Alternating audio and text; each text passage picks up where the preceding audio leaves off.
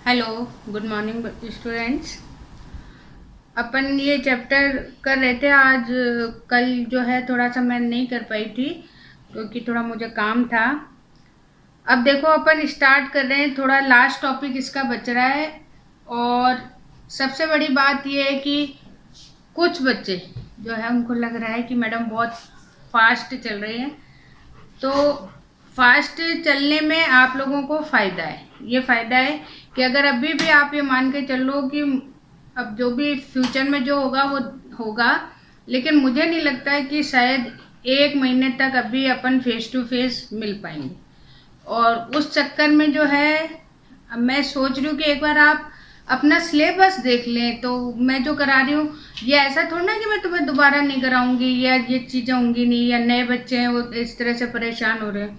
तो मैंने पहले भी मेरे पास किरण का आया था तो मैंने उसको यही बोला था कि ठीक है अभी अपन एक बार ये वाली यूनिट और कर लें, फिर मैं जो नए बच्चों के हिसाब से रिवीजन स्टार्ट कर दूंगी। तो मुझे अभी थोड़ा सा फास्ट चल लेने दो, ताकि हाँ मुझे पता है नए बच्चों को थोड़ी सी प्रॉब्लम हो रही है, लेकिन थोड़ा सा एक बार वो अभी कोई ऐसा नहीं कि बोर्ड का एग्जाम दे रहे हैं और उन्हें ये करना वो करना। अपने पास वैसे देखा जाए तो अगर अपने को अक्टूबर नवंबर दिसंबर जनवरी फरवरी ये 5 महीने भी मिलेंगे तो बहुत अच्छा आपका रिवीजन होगा बहुत। और जितनी एक बार, क्योंकि आपको पता है 42 चैप्टर्स है तो उसको करना के लिए मुझे थोड़ी सी स्पीड तेज रखनी पड़ेगी। फिर भी थोड़ा मैं ध्यान रखूंगी कि इतनी नहीं करूं। तो ये यूनिट अपन एक बार कर लें, फिर अपन साथ साथ में रिवीजन भी स्टार्ट करेंगे नए बच्चों के लिए। मतलब नए बच्चों के लिए तो वो चैप्टर होगा और जो पुराने बच्चे उनके लिए रिवीजन होगा। तो थोड़ा सा ध्यान रखना, ठीक है। अब अपन स्टार्ट कर रहे हैं। अभी इसमें थोड़ा लास्ट में कुछ कुछ चीज़ें बची हुई है। तो इसमें है क्रैप्स। क्रैप्स आपका कंप्लीट हो गया था। उसी क्रैप्स की तरह एक और साइकिल है, और वो साइकिल कौन सी है? PPP, ट्रिपल पी है। और फुल फॉर्म अगर आप देखते हो तो पेंटोज फॉस्फेट पाथवे। तो ये है, इसका एक नाम और है हेक्सोज मोनोफॉस्फेट पाथवे। तो ये दोनों HMP या ट्रिपल पी, ये दोनों के दोनों कैसे हैं? एक जैसे ही हैं। तो ये दोनों नाम सेम ही है। और पेंटोज जो है वो इसलिए क्योंकि 5 कार्बन कंपाउंड जो है यहाँ बनता है। और हेक्सोज इसलिए क्योंकि हेक्सोज यानी ग्लूकोज यहाँ पे है। तो दोनों ही नाम जो है अलग अलग हैं, लेकिन है चीज एक जैसी। तो ये एक तरह का अलग सा थोड़ा सा पाथ है जो क्रैब्स साइकिल ग्लाइकोलिसिस इनके साथ साथ होता है। अब ये देखो, इसकी जो डिस्कवरी है वो डिस्कवरी की थी बारबर्ग और डिकिंस ने। किसमें की थी? ये की थी इन्होंने फंगस में की थी। और उसके बाद में रैकर उन्होंने 1954 में इसका पूरा का पूरा स्टडी किया। तो ये थोड़ा सा है अलग से। हालांकि अब यहाँ देखो चीजें वही है, यहाँ केवल आपको 3 इक्वेशन याद करनी है। तो 3 स्टेप में ये कंप्लीट हो जाएगा। और इस कंप्लीट होने में भी अगर आप प्रॉफिट देखोगे तो वही 36 आपको ATPs यहाँ पर मिलेंगे। तो यहाँ पे जैसे फर्स्ट है स्टेप ग्लूकोज अणु का फॉस्फोलीकरण या फॉस्फोराइलेशन ऑफ ग्लूकोज मॉलिक्यूल। तो यहाँ पे जब ATP कहीं पर ज्वाइंट होता है तो उस प्रोसेस को हम क्या बोलते हैं? फॉस्फोलीकरण या फॉस्फोराइलेशन। तो यहाँ पे ये चीज है। अब ये देखो, glucose plus ATP change into glucose 6 phosphate. एक डेफिनेशन ये हो गई, एक जो इक्वेशन है वो ये हो गई। फिर उसके बाद में जब ग्लूकोज 6 फॉस्फेट बन गया तो ये ग्लूकोज 6 फॉस्फेट का क्या होगा? ऑक्सीडेशन होगा।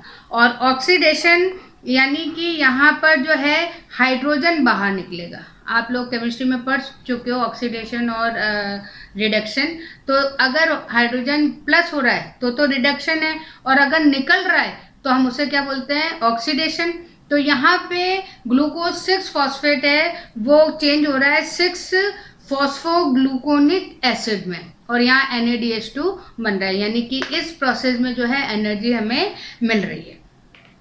थर्ड जो है फॉस्फोग्लूकोनिक जो एसिड है वो वापस से ऑक्सीडाइज हो रहा है, उसमें से फिर वापस से जो है हाइड्रोजन आयन निकल रहे हैं और वो रिबुलोज 5 फॉस्फेट में बदल रहा है। तो केवल 3 इक्वेशन है वो आपको करनी है। पहले ग्लूकोज है, एटीपी से जुड़ेगा, ग्लूकोज 6 फॉस्फेट में बनेगा, फिर ग्लूकोज 6 फॉस्फेट का ऑक्सीडेशन होगा, उसमें से हाइड्रोजन आयंस निकलेंगे तो वो किस में बदलेगा, फॉस्फोग्लूकोनिक एसिड में। और फिर फॉस्फोग्लूकोनिक एसिड है वो एडी जो है NADP, यानी यहाँ से फिर हाइड्रोजन निकल रहा है तो वो किस में चेंज हो रहा है, रिबुलोज 5 फॉस्फेट। और इस प्रोसेस में एक कार्बन डाइऑक्साइड बाहर निकल रही, क्योंकि ग्लूकोज 6 फॉस्फेट 6 कार्बन है जबकि रिबुलोज है वो 5 कार्बन है। तो इस तरीके से ये यहाँ पे प्रोसेस हो रही है। और ये जो प्रोसेस है, इस प्रोसेस में जो इम्पॉर्टेंट चीज़ है कि यहाँ पे जो है कार्बन डाइऑक्साइड के 6 मॉलिक्यूल्स, ठीक है, और NaDH2 के 12 मॉलिक्यूल्स बन रहे हैं। और 12 से अगर हम ATP करें तो 3 से आप मल्टीप्लाई कर लो तो 36 ATPs यहाँ पर मिल रहे हैं। तो ये एक प्रोसेस है PPP का। फिर उसके बाद में एक छोटा सा और है, अब कई बुक्स में है कई में नहीं है, NCERT में नहीं है, लेकिन इस वाली बुक में है, एंटर डिओडोरफ पाथवे। तो ये जो पाथवे है ज़्यादा कुछ इम्पोर्टेंट नहीं है कि इसको जो है किसमें, बैक्टीरिया में, यहाँ पे था वो किसमें था, फंगस में, अब यहाँ पे बैक्टीरिया में इसको डिस्कवर किया गया। और इसका भी केवल वही था कि किस तरीके से जो है जो ग्लूकोज है वो पायरुविक एसिड में चेंज यहाँ पर होता है। ये हो गया आपके दो, कुछ एक्स्ट्रा हैं तो इसमें PPP वाला है वो ज़्यादा इम्पोर्टेंट है, दूसरा वाला इतना इम्पोर्टेंट नहीं है। अब नेक्स्ट है कि, तो अब यहाँ पे नेक्स्ट जो है वो है inter relationship between respiratory substance in respiration. यानी अभी जो श्वसन क्रिया में जो भी अपन ने यूज़ किया, रेस्पिरेशन में जो भी अपन ने यूज़ किया अभी तक, वो क्या यूज़ किया, कार्बोहाइड्रेट यानी कि ग्लूकोज। लेकिन अगर हम फूड में देखें तो फूड में उसके साथ में प्रोटीन भी है और फैट भी है, तो उन दोनों का भी जो है एनर्जी में जो है हेल्प करते हैं वो।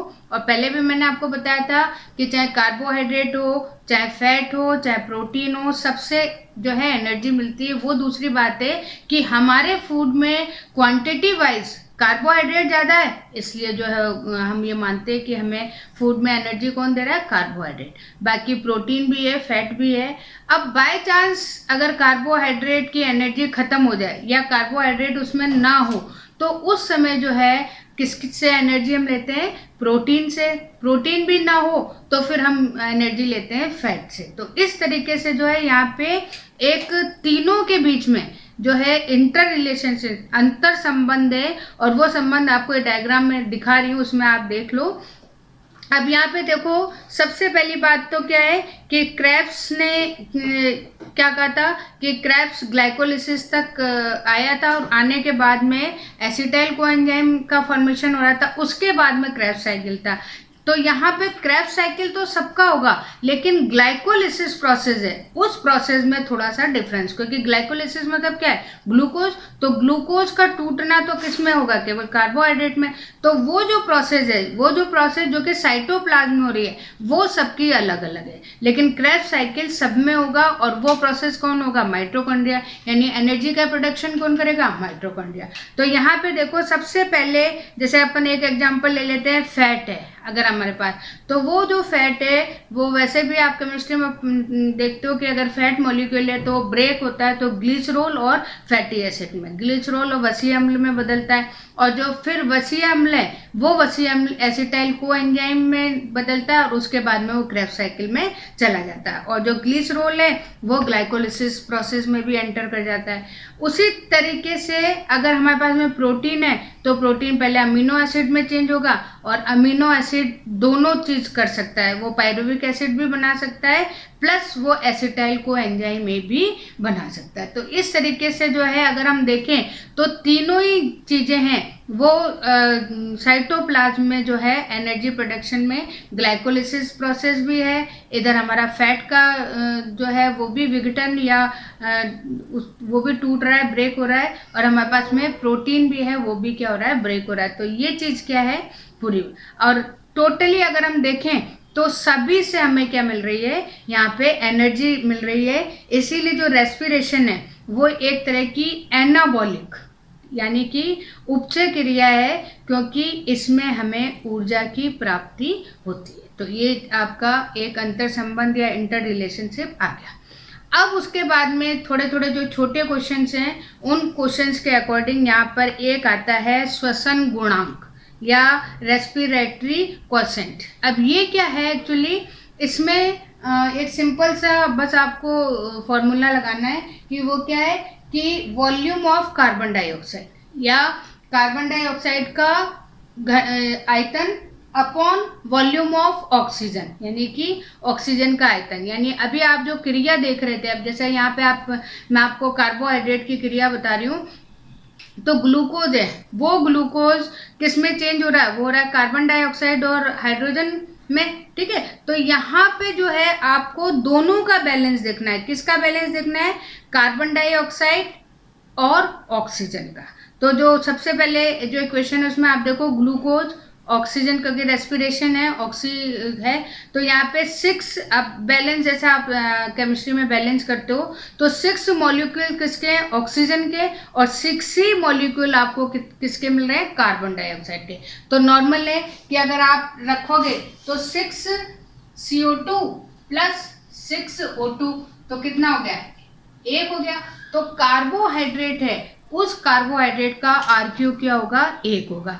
और इसीलिए जो है कार्बोहाइड्रेट के रेस्पिरेशन में हमें 1 मिलना, यानी कि सबसे अच्छा जो रेस्पिरेशन है वो रेस्पिरेशन किसका होता है, ग्लूकोज का।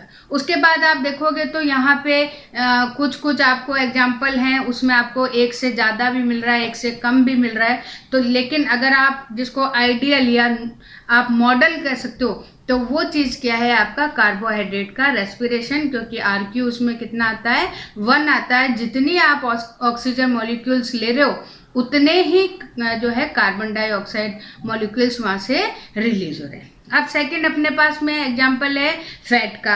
अब फैट का आप देखो 145 ऑक्सीजन मॉलिक्यूल्स है और मिल कितने रहे हैं, 102 कार्बन डाइऑक्साइड। अगर अपन इसमें रखते हैं तो 0.7 है, वो 7 हमें यहाँ पे आरक्यू मिलता है। और इसीलिए जैसे मान लीजिए अभी बढ़िया सा मौसम चल रहा है, तो इस समय खूब बढ़िया दाल बाटी चूरमा खाते हैं अपन, अच्छा लगता है, बढ़िया लगता है।